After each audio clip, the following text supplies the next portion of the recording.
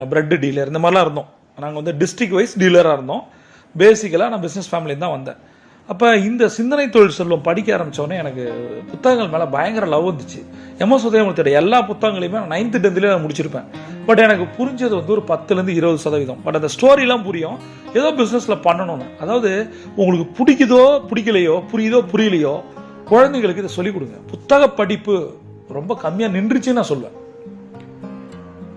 நிறைய மீடியா வந்துருச்சு, entertainment, TV. அந்த காலங்களில் வந்து இதெல்லாம் எதுவுமே இல்லை. நான் பெருமைப்படுறேன் அந்த மாதிரி காலத்தில் வந்து நான் வந்திருக்கேன்னு சொல்லிட்டு. டைவர்ஷன்ஸ் ரொம்ப ரொம்ப கம்மியாக இருந்தது. புத்தகங்கள் வந்து அடுத்த லெவலுக்கு எடுத்துகிட்டு போச்சு. 9th to +1 வந்து என் லைஃப் கம்ப்ளீட்டாக மாறிச்சு. இதற்கு மிகப்பெரிய நன்றி. அப்படியே தாழ் பணிஞ்சு காலில் விழுந்து கத்தி கதறி நான் சொல்லணும்னு நினைக்கிறேன். ஒரு மிகப்பெரிய நன்றியை என்னுடைய ஆசிரியர்களுக்கு, குறிப்பாக என்னோட தமிழ் ஆசிரியர், என்னோட தமிழ் ஐயா வந்து நிறைய டெவலப் பண்ணார். பேச்சு போட்டி, கட்டுரை போட்டி, இதுக்கெல்லாம் கூட்டு போகும்போது நமக்கு நாலேஜ் வேணும். அவங்க சில